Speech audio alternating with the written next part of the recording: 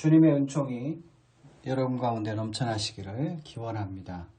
이 시간 안셀름 그린의 저작 종교란 무엇인가 라는 책을 통해서 함께 읽고 묵상하기를 원합니다.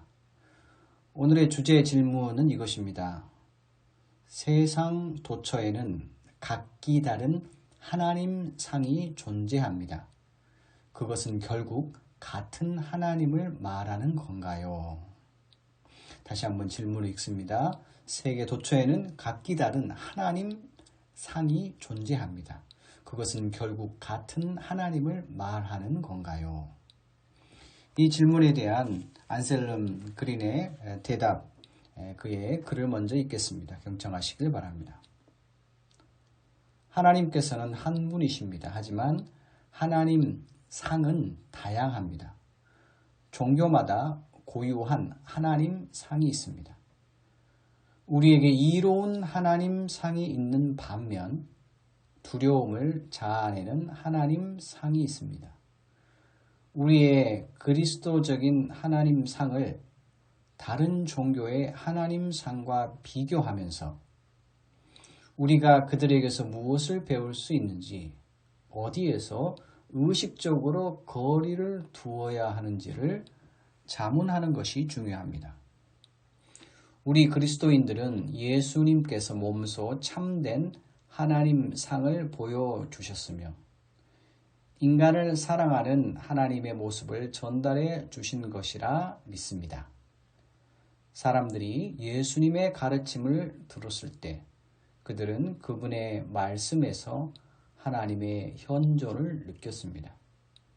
예수님께서는 하나님에 관하여 이야기하셨을 뿐만 아니라 당신 자신의 말씀과 삶으로 하나님께서 드러나시도록 하셨습니다. 인간은 예수님의 말씀으로 하나님을 체험했습니다. 누가복음 사가는 예수님께서 처음으로 가버나움에서 청중들을 가르치셨던 장면을 묘사하며 그들이 그분의 가르침에 권위가 있었기에 놀라워했다고 들려주었습니다. 누가복음 4장 32절입니다. 이 부분을 그리스어로는 엔 엑수시아라고 합니다. 예수님께서는 하나님께서 바로 거기 계셨을 정도로 자신의 존재에서 말씀하셨습니다. 그래서 사람들은 예수님께서 하나님에 관해서 이야기하실 뿐만 아니라 그분의 말씀을 통해서 하나님께서 몸소 현존하심을 느낀 것입니다. 여기까지가 저자의 글입니다. 글의 내용을 잠시 살펴보며 우리의 신앙생활을 점검하기를 원합니다.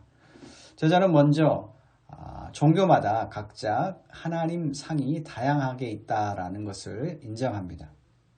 비교 종교학이죠. 그러나 어떠한 종교에서 그 하나님 상이 우리가 그리스도에서 말하는 하나님 삶과 어떤 것이 서로 비교하면서 무엇을 배울 수 있는가. 그러나 잘못된 하나님상, 다른 종교에서겠죠.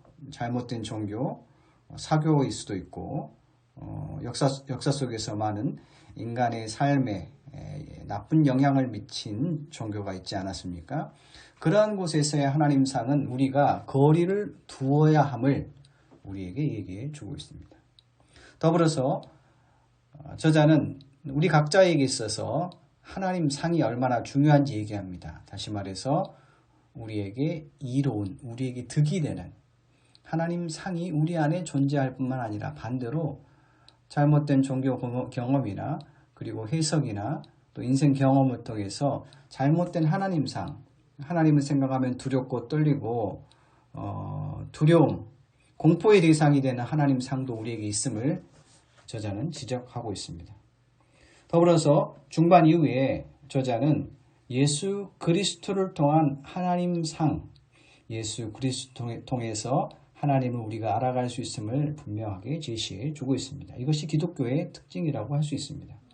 빌립보서 2장에서도 그리스도 찬미송이 나옵니다. 그는 근본 하나님의 본체시나 그러나 자기를 비워 종의 형체를 가지셨고 십자가에 죽기까지 순종하신 자기를 비우시는 케노시스, 자기의 낮아지심, 자기 비움을 얘기하면서 바로 예수 그리스도의 모습 속에서, 삶 속에서 참된 하나님 상이 나타남을 빌립보서에서도 우리가 발견할 수 있는 것입니다. 저자는 예수님의 모습 속에서, 예수님의 설교 속에서 하나님의 사랑, 인간을 무한히 사랑하시는, 용서하시는 하나님의 사랑을 전달해 준다라고 말하며 그것을 믿는 것이 바로 그리스도인임을 저자는 강조하고 있습니다. 2000년 전 예수께서 말씀하실 때, 다시 말해서 하나님에 대해서 말씀하시거나 또한 예수님의 설교와 자신의 삶의 모범을 통해서 하나님에 대해서 그렇게 말씀하실 때 사람들은 예수께서 말씀하시고 그의 삶의 모습을 보면서 하나님이 함께 하시는구나. 하나님의 현존을 경험한다고 얘기합니다. 예수님의 말씀과 예수님의 삶을 통해서 하나님이 계시됨을 저자는 강조하고 있습니다. 2000년 전 인간들은 예수님의 말씀으로 하나님을 체험합니다. 그러나 더 나아가서 현재를 살아가는 저와 여러분에게는 어떻게 적용될 수 있습니까? 바로 성령 하나님의 역할입니다.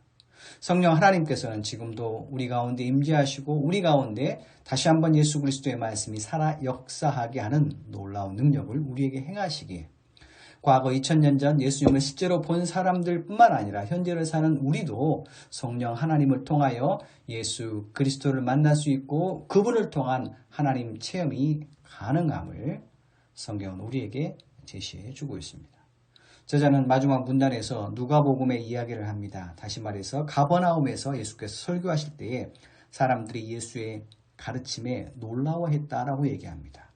그리스어로 다시 말해서 성서가 쓰여진 고대 그리스어로 엔 엑수시아라는 단어를 사용합니다. 이것은 권세라는 말입니다. 다시 말해서 예수 그리스도의 말씀 속에서 하나님의 능력과 하나님의 권세가 드러났고 마치 예수님께서 말씀하실 때 그곳에서 하나님이 계시는 것처럼 사람들은 놀라운 능력과 하나님의 권위를 경험했다라고 누가복음은 적고 있는 것입니다. 저와 여러분은 이제 어떻게 예수 그리스도를 경험하고 그리고 하나님의 현존을 경험할 수 있겠습니까? 바로 주님 앞에 나와 하나님께 나아가 기도할 때 성령께서 우리 가운데 임하시고 성령께서 우리로 하여금 예수 그리스도의 말씀을 다시 새롭게 해석하게 하시고 깨닫게 하시고 더 나아가서 동일하게 우리도 하나님이 현존하심, 하나님이 나와 동행하심, 하나님을 깨달아 알 수 있는 놀라운 은총을 내려주실 것이라고 성경은 우리에게 약속하고 있는 것입니다. 기도하시겠습니다. 하나님 아버지, 우리의 신앙이 문자만의 죽은 신앙이 되지 않기를 원합니다. 우리의 신앙이 살아 역사하시는 놀라운 능력이 되기를 원합니다. 예수께서 2000년 전 사람들에게 설교하시고 하나님에 대해서 말씀하실 때 그들이 하나님의 현존, 하나님이 살아계심을 그들이 느낀 것처럼 동일하게 현재를 살아가는 우리도 주님 앞에 나와 기도하고 성경을 읽고 묵상하며 예배에 참석할 때마다 하나님의 현존을 경험할 수 있는 놀라운 은혜를 내리워 주시옵소서. 성령이시여 우리 가운데 충만히 임하시고 은혜 베풀어 주시옵소서. 예수 그리스도의 이름으로 기도하옵나이다. 아멘.